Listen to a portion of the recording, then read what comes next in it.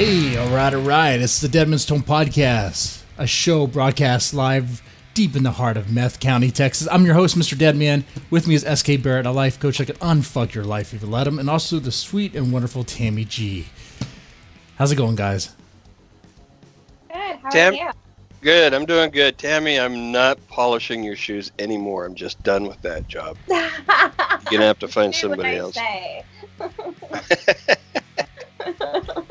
Hey, guys, we got an important announcement tonight. Okay. Yeah? What's that? Look, man, I'll just come clean. If you're someone like me who's had unprotected sex with a hooker, you need to get yourself checked. And our sponsor tonight is Let's Get Checked. Okay? Oh my god. At home, can you buy these things like in bulk? I found out that you can. Okay. And I hope you get like a frequent flyer discount kind of thing, or a buying in bulk, Costco size kind of deal. Why don't you guys slap a rubber on and you'll be good? I mean, common sense. I can't turn back time. Okay. Not possible, right? So right, and it's no fun when you're just watching porn. Right. Oh. I can't. SK, you don't need this. You don't need this for porn. What do you mean? Yeah, this kit's not for porn. It's for actually having sex. You understand how the STD kit works, right? That's okay. I did until now. Let's just go and bring in the guests. Let's go and do that. All right. Yeah, let's move on. That'd be great. Jeremy motherfucking Spencer, how's it going? Good. How are you folks? Man, I'm doing great over here. I'm doing wonderful. You are the former drummer of Five Finger Death Punch, the man behind Lady Killer. Fucking awesome, man. Great career. Got a whole lot to talk about tonight. Well, now we're talking about STDs, so let's get back to that. Do you have anything you want to throw into our sponsor? Any advice? Well, I mean, the whole wear a condom thing, I never got it. It's like eating steak with saran wrap on your tongue. Like, right. What the fuck's the point? Yeah. Yeah, you might if you're gonna have fun, just have fun all the way. Come on. Yeah, I mean, really, seriously, you can only catch AIDS once. So. Yeah. It's not like it turns into super Oh AIDS. my god. The 70s were such a good time. Here's the problem that you get with me. I have a problem with the filter of my mouth, so I don't know if that's good or bad for your show. Oh, that's perfect. That's perfect for this fucking awesome, show. Because I think we all have that problem. Yeah, there's no filter here. No filter Sorry at for all. people that have AIDS, but at least you won't get it again. Right? But I think some people try. I think some people try to get that super bug. I don't know what it's supposed to do, but yeah. Yeah. There's that. Yeah, There's that thing. The hip, I mean. Try harder. So, okay, I got to start with this. I know you're done and bored with this topic, but you want to talk to us about Five Finger Death Punch a little bit? What it was like? Sure. So what is that, like a band or something? SK's the grandpa in the group. Yeah, we had one or two tunes, It was really a great part of my life. A lot of success that was surprising and very humbling and very exciting. Like we didn't think that we were going to be successful at radio when we put out a song called The Bleeding in 2007 because they weren't playing heavy metal bands on the radio. They weren't. I only heard about it because I had Sirius in my car and it came on. God damn, that song is fucking phenomenal. I mean, that's what got me hooked right there. Well, that was kind of the thing that broke us, everywhere. I think it charted or went to like number 9 on the rock charts, and from then on out, it was like the ride had started. Yeah. So, I finally just had to step off of it after almost 14 years because I was there from the beginning, and I experienced every part of it, and it was amazing, but it was tiring and it was physically wearing me down really bad. And I had some back issues and stuff. And it was when it's time. Like some people make that mistake of sticking around after its time, right? Like after stuff. And I was like, I can't do this. I need to step off now. I know now's the right time. Well, at least you knew. You know, oh, go ahead. Oh, I was just agreeing with him. At least he knew when it was time to step down.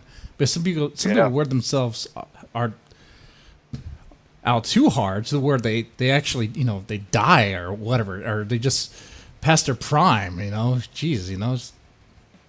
Yeah, I mean, I felt like I was going there too. I mean, I've been playing drums 40 years. I'm 46 years old, so yeah, you know, like it was time for me, and my body was like, "Fuck you, dude, enough." Man, a lot of people don't appreciate how physically demanding drums are. Well, especially that kind of music, because there's a lot of double bass. You know, your feet are moving constantly, and it's just like you're running a friggin' decathlon. So it's it wears you down, and you're never at home, and you're sitting and traveling with backpacks, and it sucks, you know. Yeah, man, and you do not relent, man. You okay? No, I'm fanboying over here about my favorite songs on Five Finger Death Punch right now, but. Well, I wanted to say something or ask a question, and let me preface by saying one of the things I really love to watch on streaming are documentaries and movies about how musicians and bands came to be famous. Mm-hmm. One of the more recent ones that everybody's crazy about, of course, is, you know, Bohemian Rhapsody. But my question is, you know, from your experience, you know, is there something different about the bands that make it, or are they just lucky in a way? Well, I'm not so sure they're lucky. I mean, I kind of think that we almost created our luck in a way. I mean, you hear about being in the right place at the right time, all that shit, but I don't know, man. I just think it's all I thought about in my brain every day from the time I was 6 years old. So if that's not some sort of manifestation, man, I don't know what is. Right. You know what I mean? So like the bands that make it, like they work harder, well, kind of thing, or they just want it more, or I honestly don't know. I do know that you're going to have to persevere through some shit that you never thought you'd have to. It's about survival, and it's about hanging in there whenever nobody gives a shit, and they don't give a shit, especially now. Like, there's fucking trillions of bands, and anyone can throw songs up on SoundCloud or on YouTube or whatever, and it sounds like they just did it and threw it up there, you know? Like, it's not like it was growing up where there was exceptional songs and shit. I just don't see it today. I am older, and I think every generation probably says that, but it just seems, since there's so much more access and people can make shit on their computer, they can just throw stuff up, and it's not at the level that it was, in my opinion, as far as quality songs. Okay, it's changed so much. It really has. Yeah, and it's a shame that this generation doesn't get the experience of going into a record store excited and getting their hands on a copy of a new album, like, or cassette CD. Like, that was, I would stay up late the night before, all nervous for the store to open whenever the new friggin' Metallica was coming out. Like, and Justice for All is coming out tomorrow. And I was excited, you know, like I couldn't wait. That's all I thought about. Dude, I was there too. Although I kind of had to sneak it because my parents wouldn't let me listen to that stuff at the time. So I know. And I was actually good for a little bit. You know. I get it. I ran into problems with having a bunch of metal cassettes, actually tape cassettes, and I was doing drugs at a young age and into some bad shit, and my attitude was terrible. And my dad one day had enough, and he came in and like tore my posters down and started smashing my cassettes with a hammer. Oh man! So I finally talked him out after about 10 cassettes of stopping, and then I would give the rest of the tapes away. Why waste them, right? But of course I gave them to my best friend down the street. Oh man.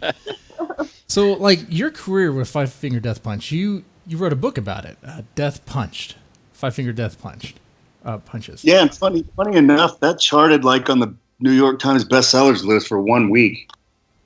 Cool. And I never even plan on writing a book, so it's not like I'm an author. I'm going to write a book. It was more like when I got out of rehab and I needed a place to put my energy because I didn't want to put it in a bad place where I had been putting it for so long. I was like, let's do an exercise that's positive. So I just started writing about my life every day, just like 1,000 words. Well, that was a smart decision right there. I mean, but channeling that energy in the right place, that's very important. I mean, you and I probably know people who relapse all the time due to various dumb stuff. But yeah, man, I was reading part of this book. I need to finish it. It's great. What a details there. Thank you. So, anything about that experience that you wish to share? As far as the writing process? Yeah. Well, I'll tell you, like the first draft took about 6 months to write, and I showed it to my dad, who's written a couple books, and real smart guy. He taught English, grammar, and stuff. You know, he read it and he was like, you know, you actually have some entertaining stuff here, but you can never release it like this for starters because you'd be ostracized by everyone, and you know, and it's I need to clean up the grammar. And so he kind of helped me clean it up, and I showed it to my management, and they were like, "Shit, this is pretty good." So they sent it to somebody at our agency, who then shopped it at a couple book places, book publishers, and they ended up landing a deal for me, which was. I just couldn't believe it because it was never really supposed to happen like that, but it did. But it did. Look at that. Okay. Yeah, we have a lot of authors on the show. That's mainly who we have on, that and various people. So actually, I feel like this is even better. You get a chance to talk about your book, maybe get a few sales. That'd be great, right? Yeah, you know, people are asking me if I'm going to do an audio version of it since I've already, you know, the print version's been out for a few years now, and I might actually do that where I narrate it. Oh, you're going to narrate it. Okay, I was about to ask who you think would narrate it. All right. And then I could add some stuff just off the cuff and add to it and make it special. That'd be cool. So, I think I might do that. Okay. All right, man. What about what about any moments with the band that you would like to talk about real fast? Well, I mean, shit, we experienced everything you could possibly experience. Like, we went through really great, amazing times of climbing together and building this thing from zero. And there were some really hard moments, you know, I'm not going to lie. They're publicly documented. It's not like I am hiding anything by saying it, but we had people that were struggling with chemicals and whatnot, and myself in that, and that affects the organization. It's a business, and it's a machine that's rolling, and if one of the parts is not working, it fucking messes up the whole machine. So we had some problems from time to time and had to pull the thing over for a pit stop. Some people just don't know when to stop partying, huh? Is that what happens? It wasn't even the stopping the partying, it was being hooked and addicted, like chemically. It's, you know, I'm an alcoholic and an addict, so I can't put that shit in my body. It affects me. It does something to my brain. I just cannot do it. I know what I get if I do it, and it's going to be not good. So I've learned my lesson after, you know, 2 tries of partying, and it won't happen for me. And there's other people like that, and there were some in the band like that. So we, you know, it got ugly for a while, and it was really tough, and it got scary because I was like, this thing may end at any time. Dude, that is... Well, yeah, and it has for so many. Yeah, you know, I mean, you hear about people overdosing or in their bunk or whatever, and in the bus, and that shit's crazy. And none of us are getting younger, but, you know, even if it's just alcohol, which to me, that's ludicrous. I think it's the worst drug on the planet. That shit, because it's available everywhere and it's accepted. You know, that does as much or more damage that I've ever seen and experienced. And I can't stand alcohol or being around people that drink. So yeah, I get that. You know, once I had decided it was enough for me, at least for the most part, people were respectful. And I didn't really, I kind of turned into a recluse a little bit at that point, but I just was like, I'm going to eat a pizza and watch horror movies instead of stay up drinking friggin' Crown and Coke and cocaine, you know? Yeah. I don't know. I feel that's smart. I don't know. I like that better myself. I haven't drank in a really long time either. So that's the things that I do nowadays. And I don't know. It's better for me, at least. Isn't it awesome to wake up feeling not rotted? Like you wake up going, I feel pretty good today. Right. Exactly. Yeah. Because whoever's not feeling like shit all the time, it's a good thing. Well, I'll tell you this much. You definitely have less hangovers when you don't drink. Far less hangovers. I mean, I would wake up. I remember one tour, probably 2010, maybe. I'm like, I'm not going to drink any booze on this tour. I'm just going to do cocaine. So I did cocaine, and the problem with that is if you don't drink booze, there's nothing to bring you down. It's all gas and no brakes. Oh man! So it would be 5 or 6 in the morning, and I'm like, fuck, I'm still up. So I would pop like 4 or 5 sleeping pills to try to shut my shit down to get some sleep, and then I'd wake up. And we were playing like an outdoor Mayhem festival in the heat in fucking August, you know. So you'd wake up. It's 112 degrees in St. Louis. The left side of your face is fucking paralyzed from all the like sleeping pills you did, and then you have to go up on a 16-foot elevating riser and play a drum solo. Not like that. I didn't work out too well. Yeah, it was terrible. It got to the point to where like I was dreading going on stage because I just felt horrible. And that's not what it's supposed to be like. That's supposed to be the favorite part of the day, but it was like, fuck, it's my least favorite part. Let's get this over with. And then I would drink more and do more cocaine and feel good again because I was so fucking poisoned. Now, this experience, I mean, is it just, this happens with a lot of bands though, right?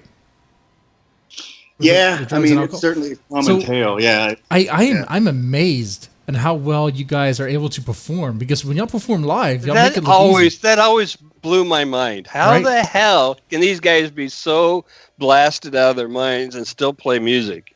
Right. Well, I never used while playing, and after I woke up, I was up until showtime. I was hungover, but I was never using.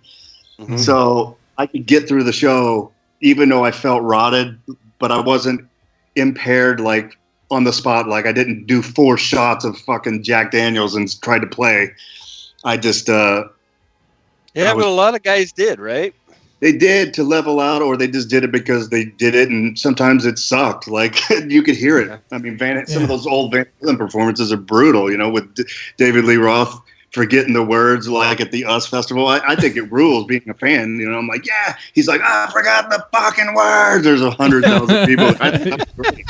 You know? But I mean, people did do that, and they still do it. But I never really did it. I just waited till I got off stage, and then I would destroy myself again until the next morning. Man, it's like, it leads to another thing, because one thing I always thought would be a challenge would be like the road life and being with the other guys, living with them. That had to be brutal, right? It was very hard, yeah. I mean, think about,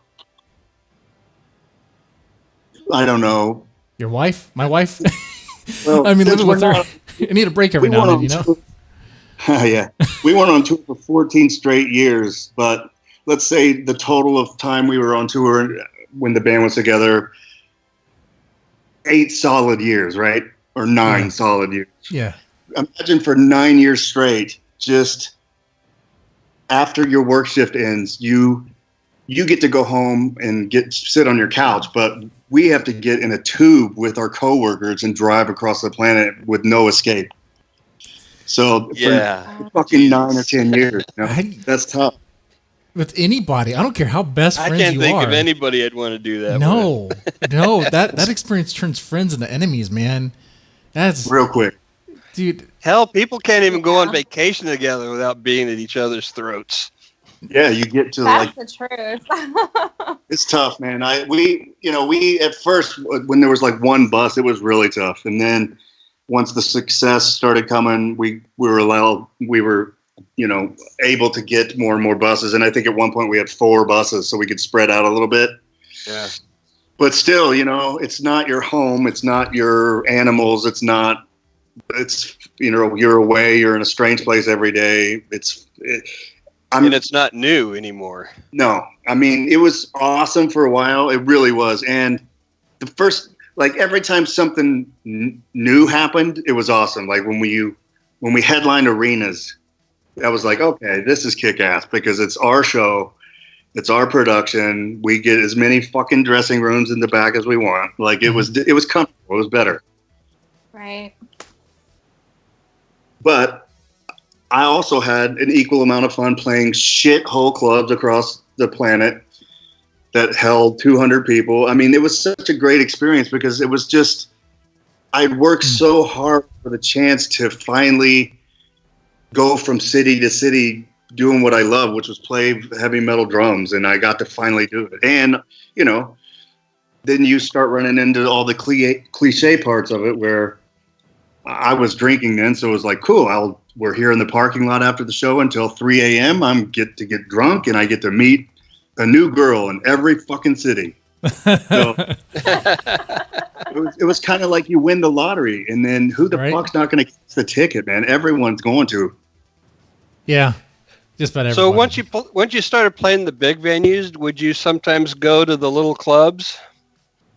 I don't think we really did that. Actually, again, no, we never did that. I don't know if they will end up ever doing something like that for some kind of anniversary special thing or whatever.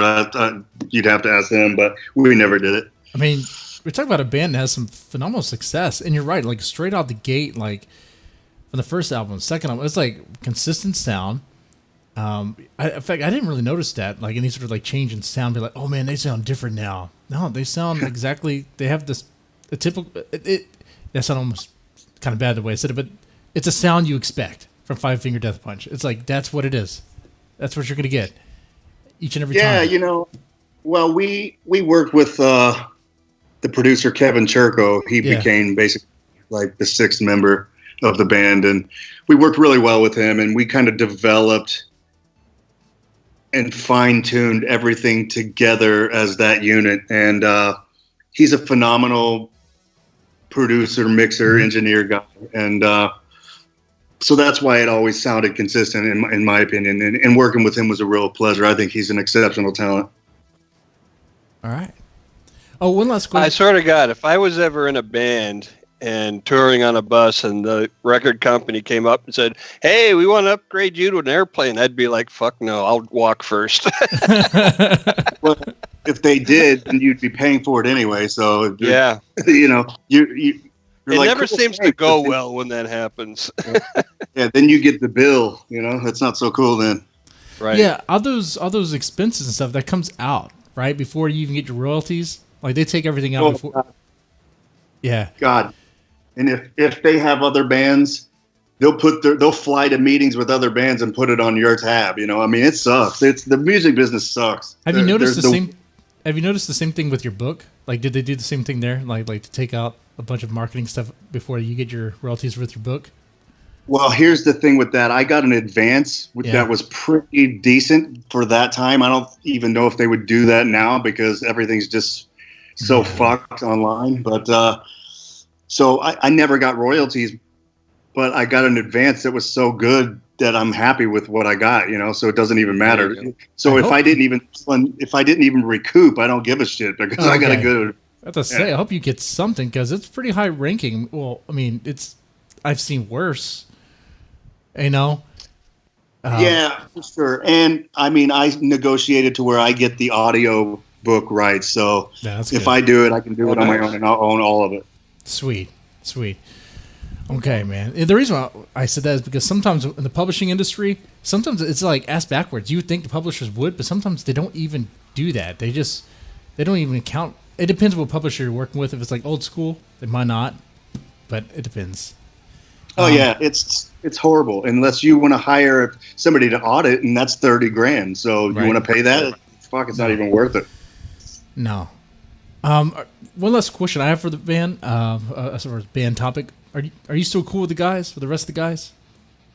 I talk to Jason quite a bit because we're neighbors. We FaceTime, and he's been making a record, so they've been busy. You know, I mean, I don't call him every morning and go, "Hey, well, how's this fucking record?" You know, but yeah, we're cool. It's fine. I haven't heard otherwise.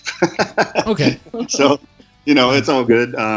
Hey, I think they're getting ready to launch a big tour and all that shit. So they're busy and doing their thing. I'm doing mine. It's all good. I imagine so. Cool. SK, Tammy, you guys have any other Five Finger Death Punch related questions?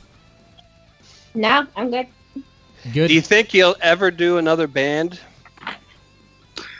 Well, it doesn't sound very appealing, I can tell you that. But I'm maybe doing like a short run of a tour with somebody that I like that needed help or something. If it were to line up that I thought it could be cool, I might do something like that. I won't say never, but to form a brand new band and get it into a friggin', you know, rehearsal space and start from zero again, probably not. I'm just physically, I don't feel amazing to do that, you know, at 46 years old. And I've pretty much, the innocence is gone now. Like, I've experienced it all already. I don't need to do it again. Right. Okay. You feel pretty complete with that part of your life. Now, having said that, working on music projects are something that I'm interested in, and that doesn't mean that it won't be a music project that I do in some capacity. Mm-hmm. But being a rock drummer, that doesn't really sound like something I want to do at this point. Yeah, I mean, but you maybe lived that life. producing or something, or managing or something like that. I would never manage a band. That's like being the fucking head of the complaint department. Like, there's no upside to that at all. Who would want to do that, man? Well, that too. There's no money to be made. It's awful. Like, it's completely not worth it. Oh man, yeah. But so, ladies and gentlemen, if you haven't read his book yet, do so. Death Punch, Surviving Five Finger Death Punch, Metal Mayhem. I read part of it. I'm definitely going to be buying it tonight. Read the rest. So, thank you. Yeah, buy the book, you assholes. So tell us about. Is Tammy in this picture? Is that Tammy on the left in this picture? Yeah, we got the Lady Killer stuff on the screen now. Yeah, those are all Tammys. That's me. Yeah, no. So tell us about Lady Killer TV. Lady Killer TV, that idea kind of started. One of the assistants of the band and I were friends, and we were in Europe on tour. We were eating breakfast at like 6 a.m. or something, or we're walking, getting a coffee, and I was like, dude, I want to make a horror movie and use all porn girls because they have such a huge fan base already plugged in. Yeah. And who doesn't want to see hot chicks and their boobs and make it kind of sexy and make it a B movie and make it fun and brutal violence and shit. And he's like, dude, that's awesome, but what if you like started by doing classic parodies, like remake scenes that people know and use the chicks? And I was like, fuck, that's a great idea because I could establish everyone knows those scenes. Like if you've seen the Psycho shower scene, you've seen you've seen The Exorcist and the girl stab her vagina with a cross and throw up and shit. Yeah. Like everyone. Yes. So I was like, okay, that's something. So I started writing right away. I just wrote like as fast and as much as I could. I figured out like 8 different movie franchises I wanted to write about for the first season. And then like after the first vignette I wrote of each franchise, I was like, okay, well, I got to follow it up with part 2. So I just basically made up stories myself. You know, it's like those movies or those franchises coming out with new shit, except now I've added porn stars. But you're right about that. These porn stars have a huge following. They do. I mean, PornHUB has something like 200 million unique visitors a day or a week or something crazy. Like, it's ridiculous. It's amazing how much attention the porn stars get, and more power to them. They earned it, right? Well, I mean, of course, but everyone likes sex or porn. Yeah. Everyone. I mean, they may not talk about it or admit it, but everyone fucking jerks off, and everyone watches porn or has watched it. Yeah. And, you know, a lot of people. I've never, either one. Well, that's good because Bullshit. they'll go straight to hell. Yeah. Yeah. Tammy might be a liar. I don't know. Yeah, no, that was a complete fucking lie. But No, that's all right. You know, it's not a lie. It's called satire. you know, whatever. And you know, a lot of people like horror too. So Yeah. It's And, an like, upswing. Yeah, what- I think that's like the perfect Great combination. it's a perfect combination. Yeah. Yeah, the blend of horror and perversion, that's been a thing since I think really the beginning of horror, even back in the 60s and 70s. It's like they always kind of blended that element of, you know. Yeah, it goes back to the Greeks at least. Yeah, it goes back even further than that. How can You're you right. find it? Even the Greeks Well, did that. Yeah, they had that in their little look- mythos. Yeah.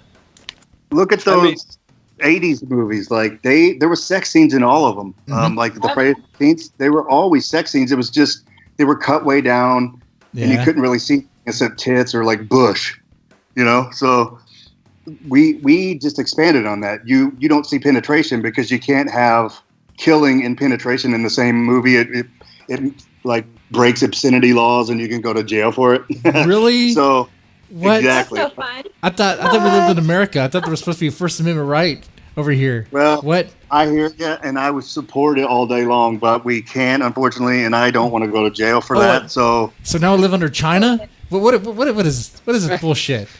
What? I know. But, Fix this. You know, if you watch Lady Killer, I've pretty much sexed it up as much as you can get it, and have it pass. You know, it's like the late night Skinamax, except it's I was actually going to say like that, but with blood. yeah, there's Yeah. a lot of blood, a lot of For kills. me. It works. It's good though. It's funny. It's campy. It's horror. It's a good blend. I like that. I watched the first, I think, vignette or whatever. It was the Friday the 13th Yep. Crystal Lake setting. Yeah, we had that title Camp Blood Sex, and we had to change it. We had to change it to Camp Crystal Sex because the algorithm would ban it, and then it would be taken down. Oh, Oh my gosh. The PornHUB algorithm or the Yep. Google. Oh, wow. So PornHUB has an algorithm. I did not even know that.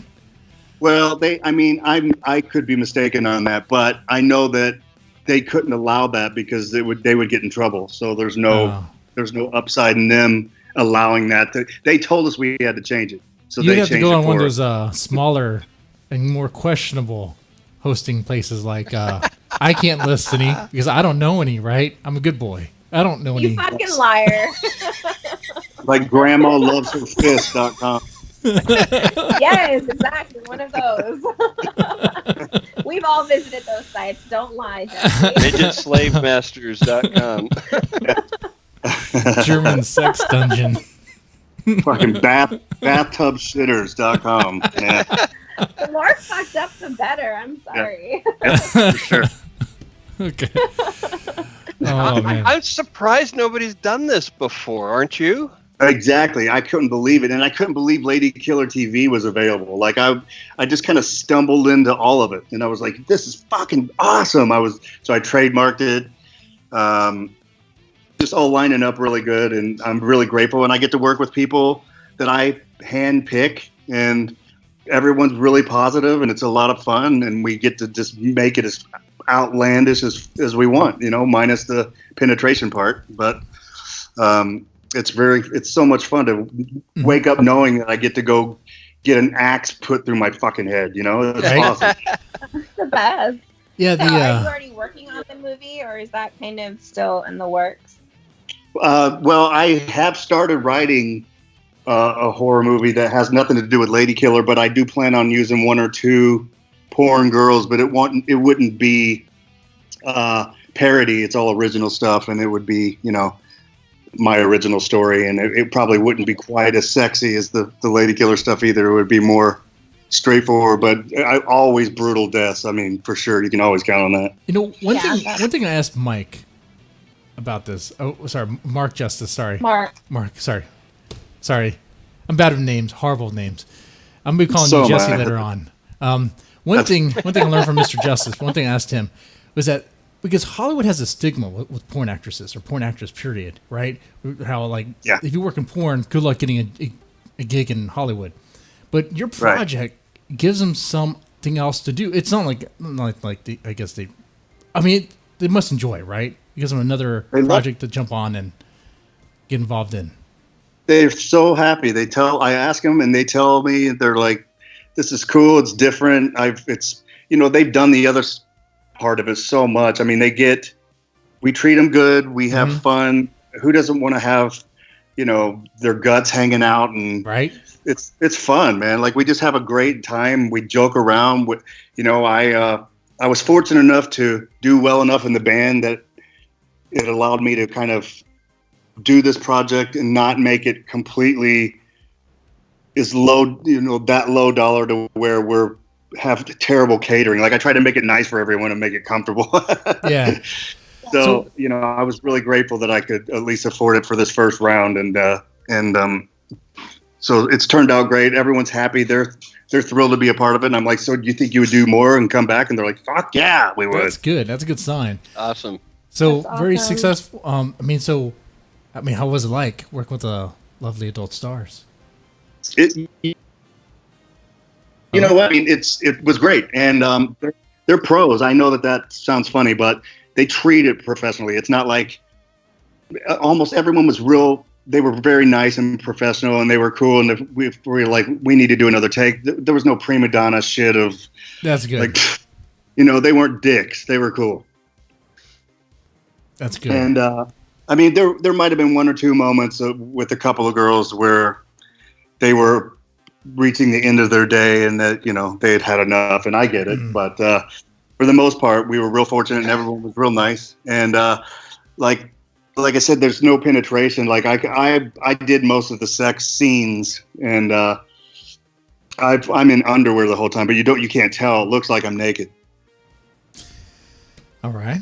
And everyone. So was that any fun at all, or was that just work? Right? Because the world wants to know. Well, of course it was fun, but at first I was a little uneasy about it, because you're kind of being exposed in a different way, and there is a stigma attached to it, and there's a lot of people around with fucking crew guys and cameras, and I was like, even though this is fake, it's still kind of embarrassing because it's kind of intimate and whatever, but after I did like one or two, it was laughable, it's like whatever. Well, let me ask you, have you ever done porn before? No, that's not something that really interests me. This was just more of, I wanted to push the sexiness as far as I could, but keep it still on the mainstream side of the fence. What's interesting about that is I wonder, like, did the ladies, did they pick up that vibe on you? Like, did they kind of sense that?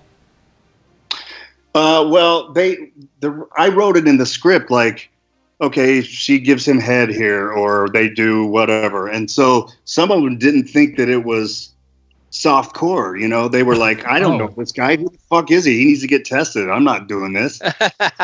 And so I'm like, Christ, I'll go get tested. But you realize I have my home kit right here. Yeah, our sponsor tonight.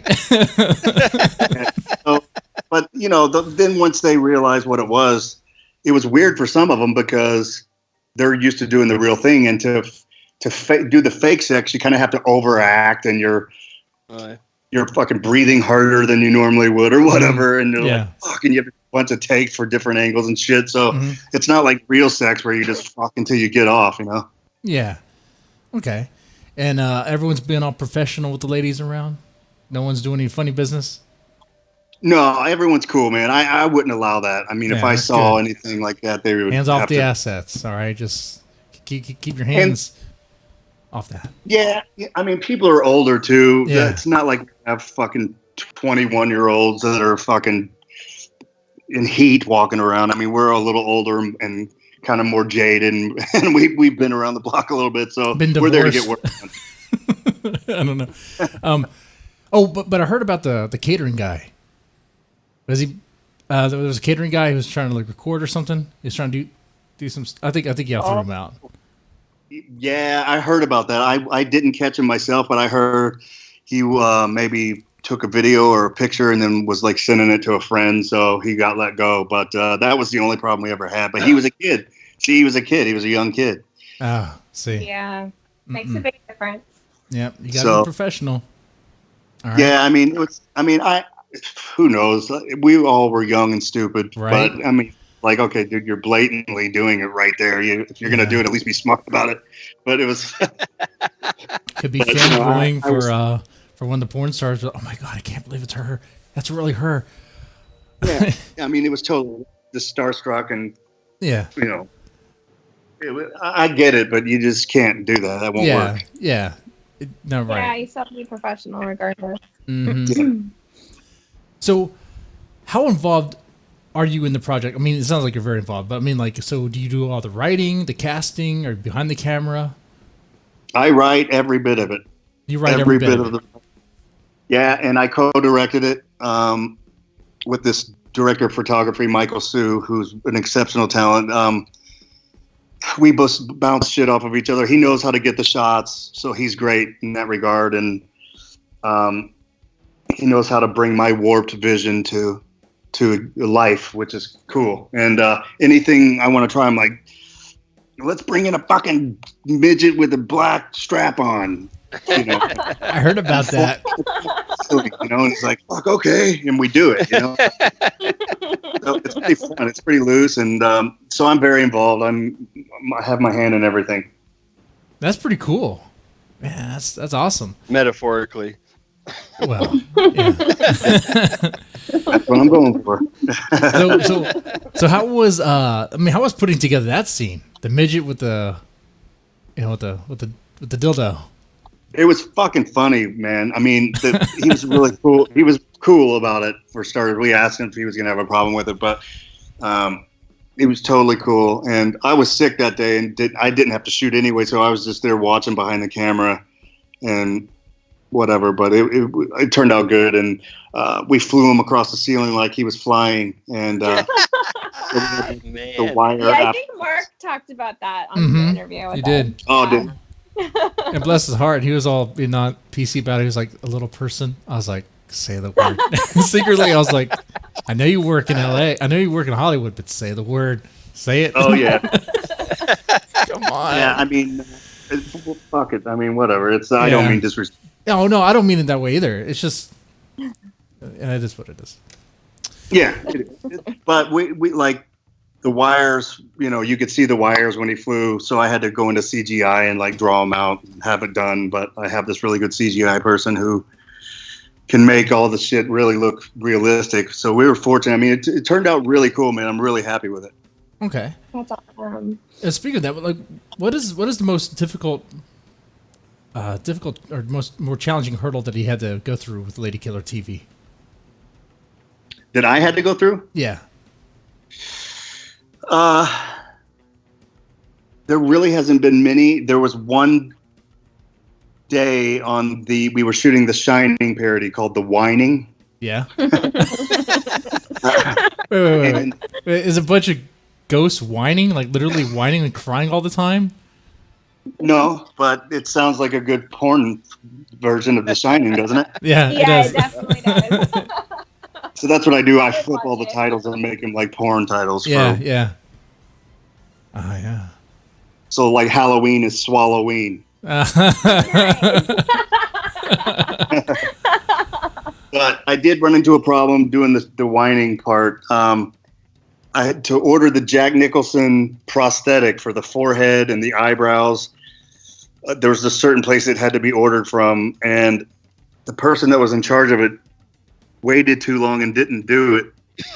And we ended up getting rid of her anyway, but she sent the prosthetics she had with the other makeup people, effects people, and they showed up on set, and I had the whole set built.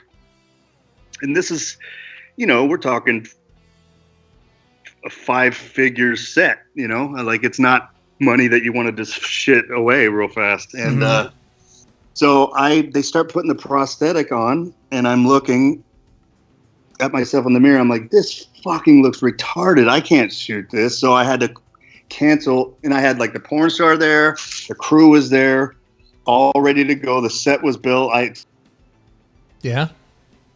So down, I lost a lot that day. They had to fucking tear down the set, send everyone home. And it's like, cool, I get fucked because I'm the guy that's paying for it, you know? But I couldn't allow it to be shot. It would have looked like shit. And we'd already shot the first 2, I think. We've shot 2 out of the 3 of The Shining.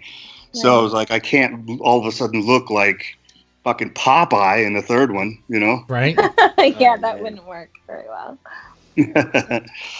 So that was the biggest hurdle. And other than that, it went pretty smooth. We did use some locations where we were, like, some buddies let us use their house, and we got blood on their ceiling, and their wife got pissed at us about it and told us we could never do it again. But that was pretty minor.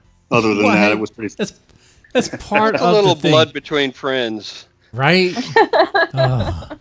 It's fake blood. It's not that hard to clean. No, this we tried. Trust me, it was fucking everywhere. It got on their paintings and shit. Like Well, I'll say, actually, when I said that, I was like, real blood's actually easier to clean than fake blood. I mean, from experience, limited experience. I used to work at a psych facility, and sometimes bad restraints, you get blood on you, client's blood or your blood, it depends. That stuff is easier to clean off than this fake blood synthetic shit. Sucks. I've been playing with it for all October Blitz. Every episode we do just about, I like to bring out the fake blood just because it's fun. And I'm spending like hours cleaning off my face. Like I have to scrub so fucking hard with hot water. It's like it's not coming off. But real blood, let's get some cold water. It's okay. Dude, get that reminds me of something. Like getting in all the prosthetics and having to cover up my tattoos to be different characters. Like I would airbrush the fucking tattoos. Oh yeah, dude, you got a shit. That's a lot of work. Oh, it sucked. Sucks. I've done makeup, and that's a lot of fucking work right there. Yep, and like, then like body paint kind of airbrush. Yep, exactly. And then, after you shoot for 8 to 12 hours, then trying to take it off, it's another couple hours, and it sucks, and you're fucking sanding your skin off pretty much. It wasn't amazing. That's probably the worst part. But other than that, I love it. That's good. I mean, if those are your worst parts, great. that tells me that you're not dealing with a bunch of drama, a bunch of bullshit on set. So that's good. I mean, you have some problems with the props or the synthetic blood. But you always have to expect something, you know what I mean? Yeah. And it seems so minor, so that's great.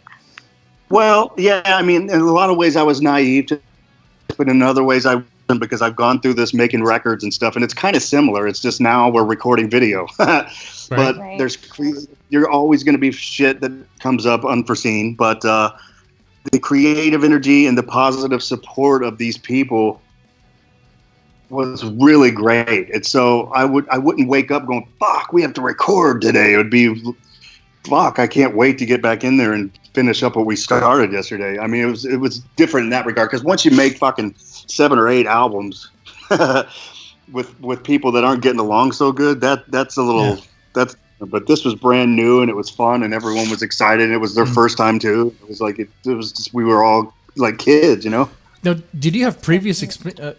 I mean, work with the band. Did it give you prior experience with producing videos and stuff, with the music videos? And I never really produced videos other than like endorsement videos for myself, which were stupid, fun little videos. But the band, I kind of did my role, which wasn't that. I held down the drum area and kind of with the songs and stuff, but I wasn't. Zoltan was more of the video guy, and he was good at it. So that's like, do it, dude. Because but don't speak lightly about your drums. Weren't you voted like top drummer of was it 2015 or something? Like, what was it? I think it might have been 2012 for Revolver, and then 2015 for Loudwire, or something like that. Yeah. So that's very cool. Yeah, it's very cool. But those things are very nice. But it's a popularity contest. It's because they like the band. You know what I mean? Like, they also had drummers in there, like 3 or 4 that can blow me away, you know? Like there's Neil Peart and fucking the dude from Lamb of God and shit in there. I'm like, these guys fucking kill me, man. But, you know, people like the band and they voted, and I'm really grateful they did, and I got the award. But it's not like because you're fucking the best. I mean, it's a popularity contest. It is. So at what point did you get the desire to do film? Were you still in the band, or was that after you quit? No, I mean, I've wanted to forever. I wanted to do horror movies, but there's just no time. Like being in the band, that's your life, and you're yanked around, and you don't get say in all the decisions, and people schedule shit that you didn't plan on, and it changes your plans. And I was like, okay, if I'm ever gonna do this other stuff that I want to do, I'm gonna have to figure it out, you know. So. That also played a part in my decision. Well, like, there's other shit I need to do and want to do, so I'm gonna have to like spread your wings. Yeah. So it all lined up perfect. I was injured. I needed back surgery. I wanted to do this and other projects, so it all lined up perfect. How are you doing? Are you recovering pretty good? I am. I'm about 5 months out now since I've had surgery. Real well. I'm doing, physical therapy. I walk and stretch and go get intense massages and stuff. I can start lifting weights after about 6 months, like lightly. Yeah. So next month I can start that. I probably might even wait a little bit longer. There's no reason to push it, but I'm doing way better. When I first got it done, it sucked and I was limping around, and then it like transferred down into my sciatic, and it was a fucking nightmare. It was probably like this year has been the coolest year ever starting out, and then it fucking spiraled downhill after that surgery. I was depressed for a couple months. Like it was a setback. I imagine so, man. That sort of thing, we could put some perspective on you, you know? Dude, I mean, you have to sit and you have to lay around, and Lady Killer was done. We finished shooting, and I was like, fuck, I'm losing my mind. I can't be creative. I already wrote the next season. So I didn't want to just like write season 3 just yet. I needed a break. So I was like, fuck, I was losing my mind. I was depressed. I was fucking injured. It sucked. But now things are good. The premiere's here. We've released shit. I'm happy I can walk again. Like life is better. That's so great. you've done music, you've written a book, you've written and produced the series. What other creative outlets do you enjoy? Well, I like singing for the New York City Gay Men's Chorus. No, I'm just kidding. You have a good voice. Yeah. Is there anything that you can't do? Oh yeah, if you ask me to fucking play a trumpet or something, that ain't gonna happen. But yeah, film wise, like I want to do more horror stuff. That's kind of new for me, and it's exciting still, and definitely more music stuff, but just not drumming wise necessarily. No painting or pottery or no, I mean sculptures or. I don't think so. I mean, if I stumbled upon it and it was fun, maybe, but I don't have that in my brain. Like, you know what? I need to fucking do some painting. Do some pottery. Yeah. Don't put that. For sure. Jeremy Spencer likes to do some pottery. That's what he likes to do. Yeah. I would do it if somebody had a pottery wheel. I would fucking let's make a fucking ashtray or something. I mean, whatever. I'm thinking here, if Rob Zombie can land himself a sweet deal to do Halloween. Like, I wonder if that would be in your future. I don't know. Like, how hard could that be? How would you do that? Like, how would you? I honestly don't know how he did it. I mean, he's an incredibly talented man, and I love pretty much everything he's done. I think the new movie he did, 3 from Hell, is fucking awesome. I've been watching that nonstop. Like, I put it on. It's like my go-to in the background every day here at the house. Yeah, people love that. I mean, that's his best work right now. I mean, I'm not particularly 3 from Hell, but like anything Devil's Rejects with those people, with those band of characters. Yeah. He also directed an episode of CSI Miami. Did he really? Yes, he did, and I've heard him talk about it. And I'm sorry, I can't remember where it was, but his take on that experience is hilarious. I bet. Yeah, he's a cool cat. We toured with him. Very nice guys. That whole band, they're great guys. They're a lot of fun. He's a really creative guy, man. I mean, he's Clearly, next level talented, like super talented. Yeah, I don't think he gets the credit he deserves. People like to be like, "Oh, he's I don't know." Like, I had a guest on here. I'm not naming names.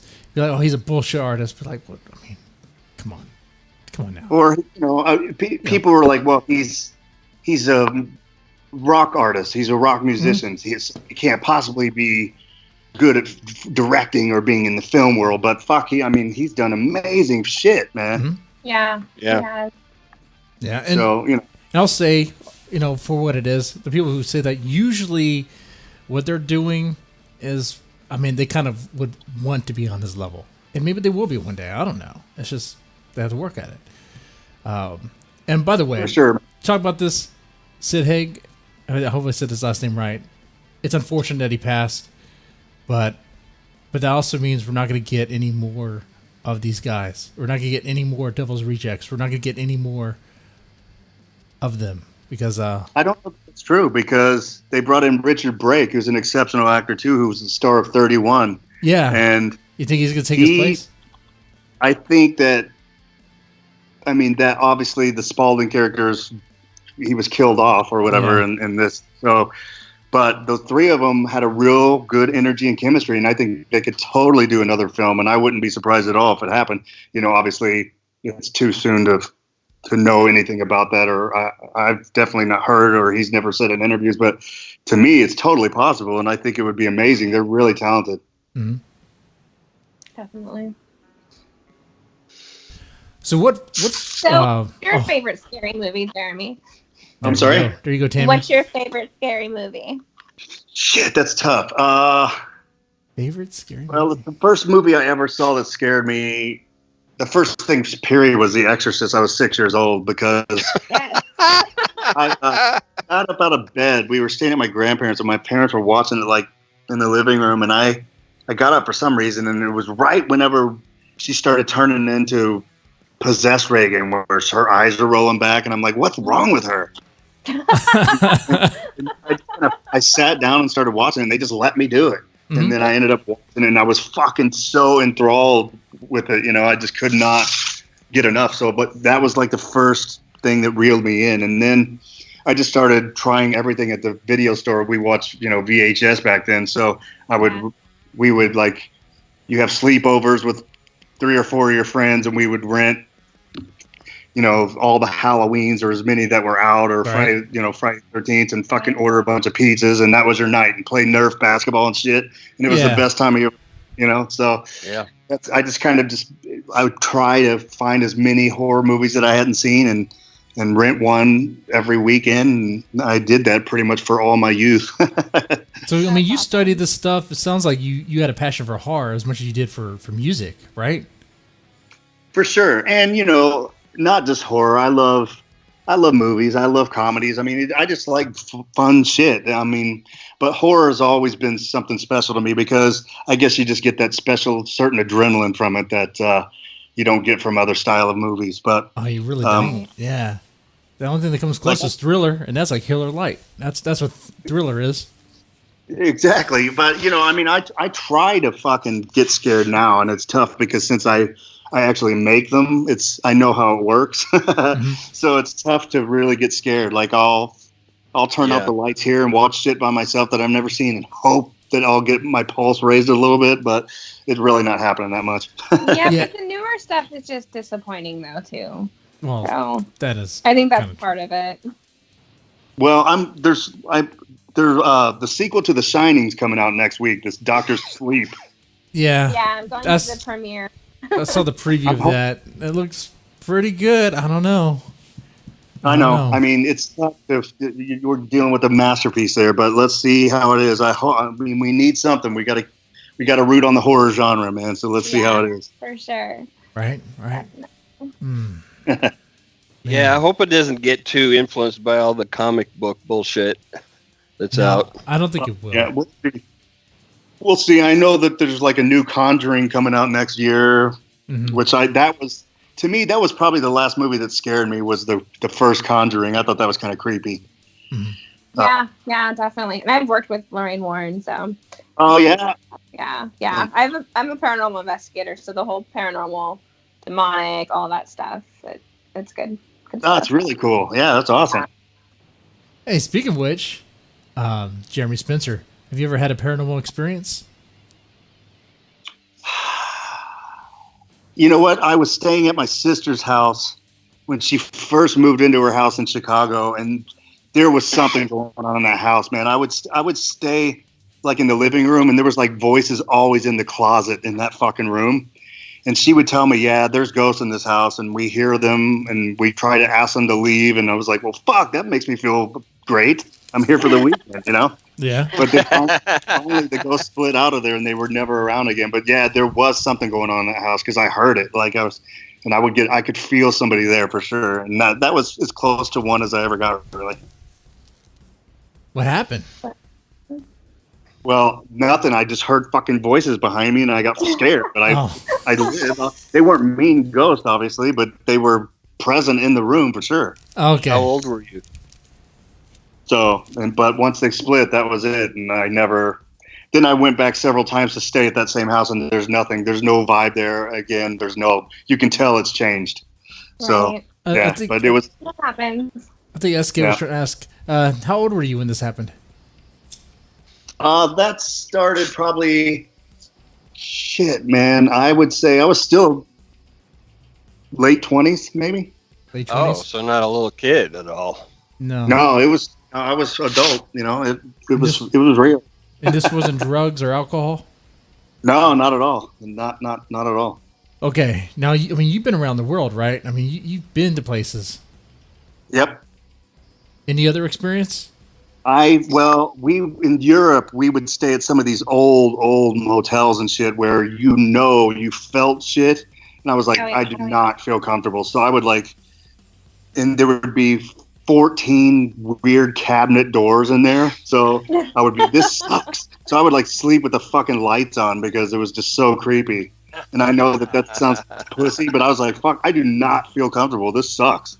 Well, I was going to ask you. Those experiences in Europe too. Prague and Italy, definitely. Crazy. Prague. Crazy.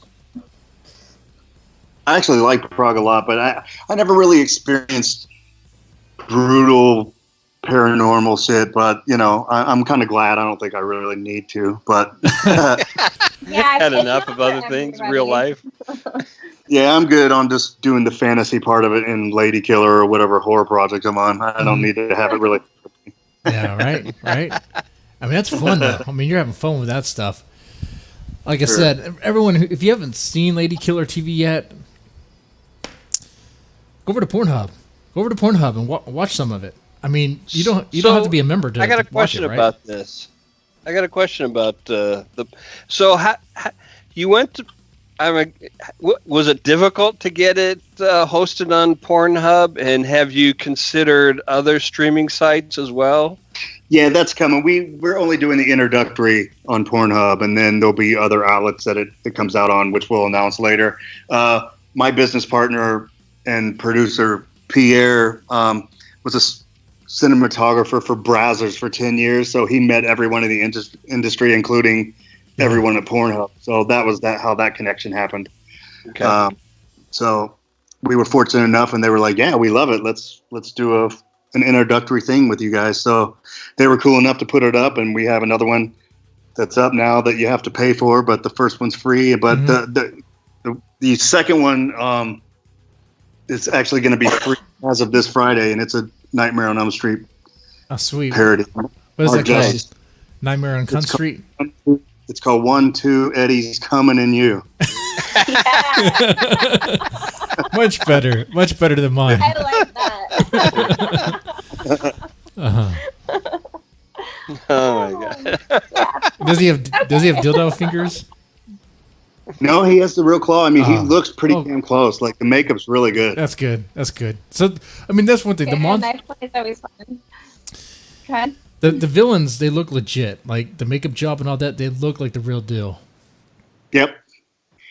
We hire people that could pull it off, and everything's protected under parody law, so you you could kind of get it as close as you want. I mean, I change dialogue. I use certain phrases for some things, but I change character names, like Freddy Krueger is Eddie Luger. Michael Myers is Mikhail Mayer. Like I didn't want to fuck with it and push it too far. Right. Like Jason Voorhees is Mason Horsleys. So I got to have fun with it. You know, I just kind of did what I want, but I didn't want to push things too far. But as far as the imagery, we got it pretty close. All right. I would agree. I mean, haven't seen it myself, guys. I'm not bullshitting. And you know I watch it. Come on. If anyone's familiar with the show, they know. Yeah. You need to watch it right now and jerk off while we're still on this podcast. I would stream it now, but YouTube wouldn't let me. That's how good it is. Well, that's it for me. Fuck that. We're just getting started, boys. And girls, sorry. You got a favorite porn star? You know what? I used to, like, the first porn star I ever kind of got into and like the whole introductory thing was Ginger Lynn back in the 80s. Oh. And, you know, she's great. She's actually, I've talked to her about being part of Lady Killer for future, and she's interested too, which is great. She's super cool. And, you know, it would be great to have an icon legend like her be a part of this, you know, in some capacity. Whether it's, you know, I haven't decided in what way it would be done, but I think I'm working towards that. That would be awesome. But she was like the first one that started it all for me. But all the ones we work with have been great. And there's so many people that just keep coming on the scene. How you like I said I did. And but like, so there's a lot of people we haven't worked with yet that we want to, but everyone's been real cool. And it seems like most of them, we haven't really had problems with people saying no. Everyone has been down to do it because they all knew Pierre. Like he had shot him before being a cinematographer, right? So it's just, we got real lucky with this. I'm like, dude, well, do you know her? He's like, yeah. Or if he didn't, he knew her agent, or he knew somebody that knew her, or so it just, we got really fortunate. Now, awesome. what's been the feedback like? Because you went into this because the porn stars, the actresses would have a certain fan following, right? And that could help with your show with LadyKillerTV. So what's been the feedback like? Oh, really positive so far, actually. I think as far as the positive approval rating, it was around 89%. If you look on underneath the video, it's like people like it or whatever out of a certain percentage, and it's not as high there. But as far as the analytics, which we can read, it was like an 89% approval rating. And then all the comments that we read have been generally positive. You get a bonehead here or there, but nobody said this is it or the quality shit. Like we got a review in some DVD review something, and they were like, the sound quality is amazing. It was really well done, and that shit like that's cool to me because that's not something that you hear. I've never heard that like in other movies. The sound quality is amazing. Like to me, that's cool. You know? Yeah, that's important. Yeah. It is important. It's really important. A lot of people don't appreciate it's like, you know, some really low budget movie, you can just hear it. You don't even have to see it. You can hear that it's a low budget movie. And some of that I appreciate. Like I love piece of shit B movies. Like to me, the ultimate B movie is Basket Case. They made it for like $25,000 or something. It was fucking. It did $7 million at the box office. I fucking love that shit. I just love it. Absolutely. Now, of course, but if you're trying to have, you know, cinematic qualities, it sounds really important. If you got a really good look and shitty sound, it's going to drag you down, right? Yeah, or vice versa. We tried to really go top notch, and I think we achieved it. Like tomorrow night, the premiere at the Palms Theater, it's in 5.1, so it's going to be a really cool experience for everyone. Yeah. Yeah, it's one thing to look like a home movie, but if it sounds like a home movie, there better be something else to it, right? Yeah, you hear the spooky sounds in one speaker and you hear the squishy noises from the crotch in another, you know. Yeah. It's pretty cool. Now, of course, yeah, that's what the guys at Dolby were thinking of. That's good. That's good. And I was thinking that, being on PornHUB, you're probably going to get the occasional bonehead is like, oh, no nudity or not enough nudity or where's the penetration, bro? Or, Yeah, we've seen that. Yeah. When I saw the downvotes, I was like, yeah, man, I bet you a lot of that is just people who are upset because they didn't get to see more. But you're working with what you can, right? And that's not necessarily a bad thing. It just means that they want more if you could get away with it. Yeah, I mean, I'm working with what I could work with, and I wanted to not do porn. Porn's been done, and even like you don't see brutal death, but you would see bloody characters or zombies and shit in porn. And I was like, whatever. I wanted to do something different. So it doesn't. I mean, the jerk off to different shit, but people will jerk off to this too, man. There's a sexy element to it, but it's a lot of fun, and it's just, you can't take it serious. It's fucking retarded, It is, because it's like this. Anyone and everyone can leave a comment. Anyone can thumb down, thumb up, whatever. So there's no vetting. There's no filter. There's no way to know if someone's really liking it or if they're a troll, they're bullshitting you. It's just... but you got a good reception. You got a good feedback. You got a good reaction. Just don't worry about the naysayers and all that shit. Yeah, we don't, man. I mean, it's to be expected, and I've gone through it in music already. So it's like, come at me with what you got, dude. I've heard everything. But that's the other thing too with Five Finger Death Punch. When I listen to you guys, be like, "Oh, the band's overrated. They're a mainstream." Like, okay, yeah, they're popular, and so what do you listen to? What's not mainstream? What band are you listening to? Well, I get it, and it's fun to get the juice from hating on shit, and maybe that's filling some kind of void in their life. But try to write a song that connects with a million people. It's not that easy, It's cool to be... Clearly not easy, because you're not seeing very much of that. For sure. And, there's a lot of talented musicians that can really play confusing time signatures and do crazy shit, but it's like, that's not a song. That's just you jerking off. That's cool, but it's not connecting with anyone. Like, it can confuse people. Like, try to write a song that they fucking relate to. Right. And they got to hear that, what they call it, the money beat. I'm not a drummer, but this is what I heard. Do you know anything what I'm talking about? The money beat. It's the typical beat that you hear just about in every song across genres. Is it the 4 on the floor beat? Yeah, I think so. I don't know. I use it when I hear it. I know it. I seem to have pretty decent success with using it in our music. Yeah, just man. It may not. You never tried writing. Your dad's a songwriter, right? My dad was a country songwriter. Yep, he had some minor success in the '90s. But you never tried your hand at writing? Oh yeah, big time. And I write all the time, actually. Oh, okay. Yeah. Sorry, I wasn't aware. It wasn't in your Wikipedia page. I co-wrote those songs with Death Punch too. I mean, I was in all of that shit. Yeah, but you'll be hearing about a music project soon enough.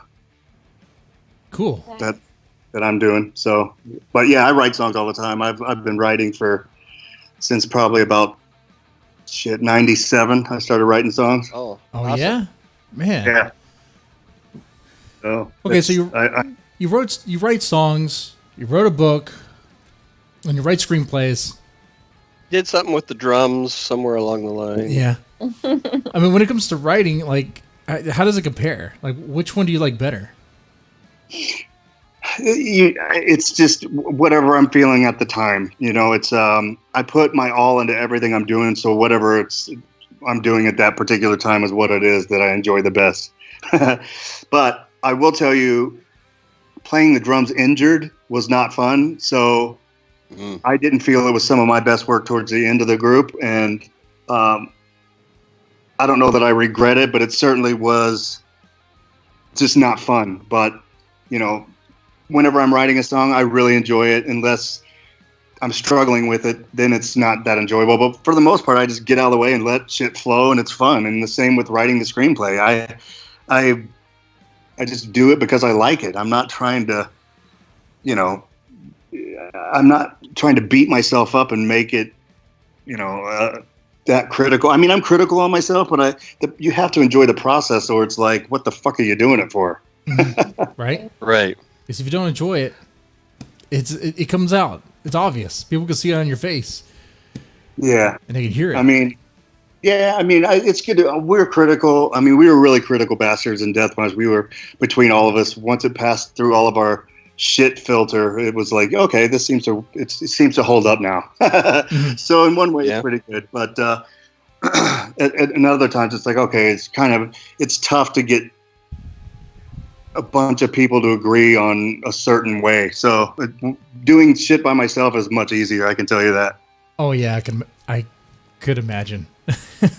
Yeah. Man, okay. As far as drumming goes, who are some of the best drummers in your opinion?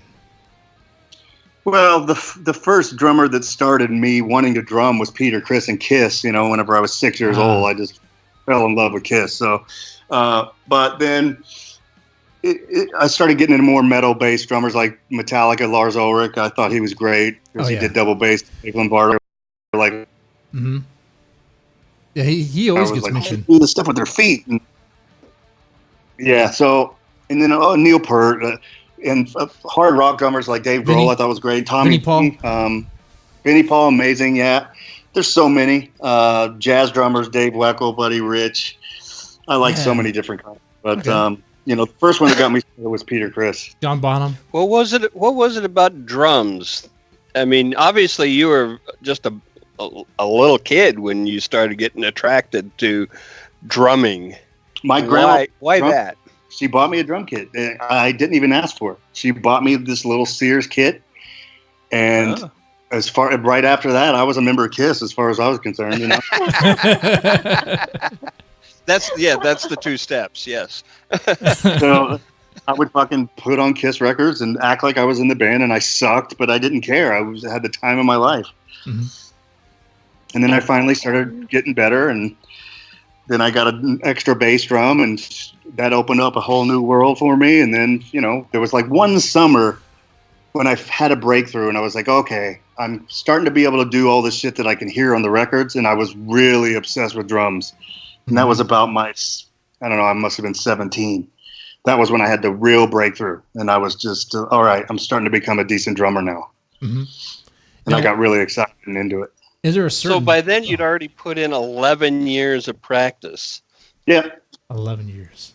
And I was okay, but when I really broke through and I was like, okay, I sound like those records now. So it was, and I could do it, and I knew what they were doing, and it felt right. There was a click one day, and I was like, holy shit, it just happened, and that was a really cool time. Yeah, it was really awesome. Awesome.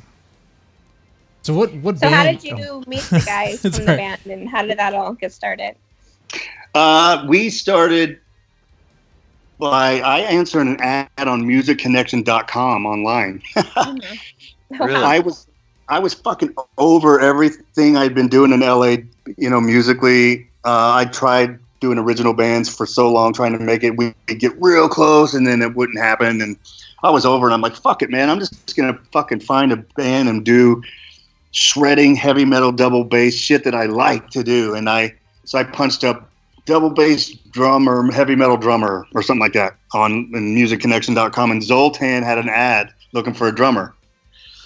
So I emailed him and sent him like a track. Here's me playing. I liked your sample, and he sent me more. And I'm like, holy shit, this is really cool. I think I could add something to this. So we agreed to get together in a room, and then we just kind of started hashing out the record. Like he and I were basically working on the record and recording it before we even had the rest of the band. So that's kind of how it all happened. Hey, that works though, right? Oh, dude, that's a Hollywood tale right there. Like people answer an ad in a newspaper back in the day. Now it was online, but it happened, and living proof. You gonna write that story? It's in there. It's in the book. No, I mean like a screenplay. Oh, I hadn't planned on it, but you never know. Because those are, a lot of people like those stories. I can't get enough of them. Seeing bands, how they come up and make it or don't, or make it for a while and flop or whatever. I think it's fascinating. I agree. I like it too. And I would imagine Death Punch will probably do something documentary-wise at some point. I mean, there were some earlier documentaries years ago, but there's definitely tons of new stuff that could be compiled for a documentary, or they could just start from scratch. I would imagine that would happen. I have no idea when or if it will, but in my opinion, it probably would and will happen. So I don't need to tell that story, and especially now I've got too much going on, and I'm 1 year removed from the band. I'm still decompressing. Still decompressing? Yeah. Okay. Do you have any plans to do any non-horror movies? Let's see. What have I done? I made a little cameo in a movie that was actually a Christian movie. Cool. I know that sounds weird for a guy like me, but Mark Justice directed it, and he probably talked to you about it I don't know if he did on your show, but I flew to Ohio and I filmed for like a day or so for him, and it was a lot of fun. And this Friday, I'm actually going to make a cameo as some featured zombie in a movie, and I think he's in that movie too. So I'm going a couple hours. That's got to be like the funnest part to do in the whole world, is like play a zombie. Right? Yeah, it's pressure. You get to just get covered with shit and act crazy and then get killed. It's going to be fun. Yeah, should be easy. Piece of cake. Look at that. Fun. I mean, that's pretty cool. You just get to, what do I want to do today? Well, I'm going to go be a zombie that dies. That's cool. Right. Living the life. Mm-hmm. Right. Man, so what haven't you done? Like, what do you want to do like 5 years from now? Like, what's your plan? I would, I honestly hope that I get to experience having a kid, because that's the one thing I haven't done yet. I was even married briefly, and it was tough to make that work while being in a band, and that was short-lived. But I would like to experience being a dad. I think that would be cool. So it's life. Can be, yes. It changes your life forever. That's what I hear, man. That's what I hear. I mean, if your head's in the right space, like you want to do it, and you're, ready to just dive into that shit, it can be amazing. Yeah, you definitely have to be in the right space. Well, you just chuck it off the cliff. You fucking throw it off the cliff like it did in 300, right? If you don't well, maybe, yeah. You know what? This day and age, that's not even murder. This day and age, you might as well just throw them off the cliff. Well, yeah. You got babies getting caged and shit. So what's the difference? Yeah. Right. But yeah, I hope to experience that. I think it's amazing, and I hope I get to do that. I mean, I don't want to be the dude that's in the fucking walker at graduation, but it's looking like it's going to go because I'm almost 50. Well, Dennis Quaid just got engaged to a 26-year-old, so you're not that far. Well, yeah, I mean, I don't think. Well, it is important to find I even thought, shit, I'll hire a surrogate, but then I'm like, nah, I'm not going to do that, because then I need help, I need help. I think, right. like, I don't know how it is to have a kid, like, to be as busy as you. I wouldn't know. I would say, though, man, like, it takes a lot of time, like, Like, you got to devote so much of your time and energy. Man, it's... Yeah. My sister and I were real fortunate because we had supportive parents that sacrificed a lot for us, and they supported everything we did. So, I definitely can see that. And it wouldn't have worked while I was in the band. I would have missed all the cool shit, all the first steps, the birthdays, the fucking first, everything. It would have sucked. But you got those stories to tell.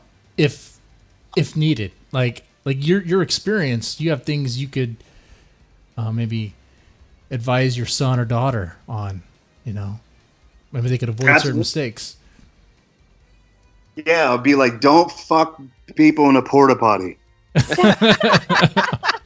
Shit like that. Yeah, right. In Iowa. Yeah, you want to save that. Hopefully, you don't have to give that advice out in the first 15 years. Yeah. Hopefully, sometime after that. I'm reading right now. I have my Yahoo up, and it says that E.T. star Henry Thomas was arrested for a DUI. Yeah. Yeah. I saw that. Would you think he was like drinking Coors Light, like driving beer, or he had fucking tied one on, drinking shots of fucking Jaeger and Goldschlager and nasty shit? I'm guessing it's weed. You think it's weed? It's Oregon. Yeah, that's a DUI. You're right. That's considered a DUI. Yeah. Weed and Reese's Pieces. It could be like on Quaalude, like the Wolf of Wall Street. Yeah, that'd be cool. I can imagine that. Man. What else are we going to talk about, guys? We're fucking pushing 90. I got really quiet. I know. There for a I did second. get quiet. Yeah, we normally don't get "Ah." quiet here. We normally don't get quiet. Halloween music. Yeah. Halloween music. What do you want to hear? What's your favorite Halloween music? Christ, I don't know. Maybe. Typo negative? I don't know what's Halloween music. Yeah, they're cool. I like them a lot. It's gothy. It's Halloweeny. It's cool. Thriller. Oh, okay. I'm fucking burned. I'm burned on Michael Jackson, man. Like I love all his shit, but it's like I'm kind of good if I never hear it again. It's just It's been done. been heard so many times. I've been on the planet 46 years. I've heard it. I'm good. Mm-hmm. Yeah, I'm with you there. It's kind of, everyone knows it. Yeah, it's kind of the thing I think with all of the Halloween music, because people don't make that kind of music very often. True. So the they bits do. that They're are called out goth there bands, really but I don't used. really. I mean, there's goth industrial music, but I don't think that really counts. And that doesn't. People aren't really going to play that mainstream. They're not really going to push that, right? Yeah. Yeah, that's true. I don't think to so. some Calm Cries for Halloween. Go listen to some Typo Negative for Halloween. They should. I mean, Typo Negative would fit, but I just bought some Typo Negative vinyl actually, so I may fucking cut that up tonight. Yeah, man, that's a loss right there, a huge one. Peter Steele, right? Yeah. It's funny because I never really got into them when they were happening, but like recently in the past year or so, I discovered them and was like got obsessed with them for a minute. And what a cool fucking band! Mm. Yeah, for sure. So are there any other projects that you're working on right now that are like non-film, non-music? No, actually, that's pretty much what I'm sticking to at this point. But of course, when anything comes up, I'll announce it for sure. Right. Awesome. Cool. And when it came to drumming, like, what was the band that pushed you like to practice on? I know you said Kiss, but was there a particular song that like was the most challenging? No, the Kiss thing just got me started. But then when I discovered Metallica is whenever I wanted to be more into metal and like Slayer, So I would push myself to learn double bass and stuff. And then when Pantera came out, that was a whole new sound too, and that changed a lot of shit. They were like the coolest groove metal band. So those were the big influence on my drumming. You ever hang out or partied with Vinny? I did party with him at his house, and I remember waking up on my couch and not knowing how the fuck I got home. That happened. Yeah, for sure. He's definitely probably the best fucking cook I've ever. Like one of the best cooks ever, man. It was incredible. Man, see that lifestyle, that experience. I mean, would you recommend it to anybody? Sure. To be in a band? Yeah, man. If that's what you feel like you need to do, you got to do it. You got to satisfy your soul. This is your time. Mm-hmm. So who am I to tell you not to do it? Did I experience some brutal shit? Yeah, I experienced a lot of great shit too. It was it led me to where I am right now. I like where I am right now. I'm grateful for it. I'm not going to change it. I can't. I wouldn't. Like, it's all good, man. Do your thing. Do your life. So if your kids said, "Hey, Dad, I want to take up drums and be in a band," and you'd be all behind that. Yeah, I mean, I would probably build a soundproof building out. Well, that's just to protect you, protect your ears. You're right. For sure. Yeah, I mean, my parents, they let me jam in the house with. It was fucking loud. It was a really old piece of shit house, and Yeah. you know, I played drums in the basement and in my bedroom, and it got to the point where it was so obnoxious. Even my dad was like, "Oh, you're going to practice? Fuck it, I'm just gonna take a nap." Like, he learned how to deal with it. Okay. Being able to sleep through that's a skill right there. God For damn. sure. But I mean, I practiced so much that you have to learn how, you know. Man, Well, the whole neighborhood hated me for sure. I bet so, dude. That's gonna happen. Man. Well, Jeremy Spencer, it's been great having you on the show, ladies and gentlemen. If you made it this far, press the like button, share it, and subscribe. We talked about so much. We talked about your experience of Five Finger Death Punch. We talked about LadyKillerTV, how you started with the drums. I feel like I learned a lot about you. Yeah. Shit, you don't forget, we talked about grandmalovesherfist.com. Right? A website I'm going to go to right now. I didn't want to bring it back up again. I would ask how do you spell it, but I already have it. It's already in my browsing history, so I don't have Of course it is. You fucking pervert. I know it. And I'm going to go ahead and watch Lady Killer thank you for TV coming again. on. Oh, good. Thank you. I appreciate you having me on, too. This has been a lot of fun. Thank you. Thank you. All of our guests say that they do, but then they tell us afterwards, oh, it's bullshit. Ladies and gentlemen, thank I'll you tell so you much. what, if I didn't fucking like it, I wouldn't have stayed on 90 minutes, guys. I can tell you right now. Thank you. Thank you. I did like it. I believe that. All right. Ladies and gentlemen, y'all take it.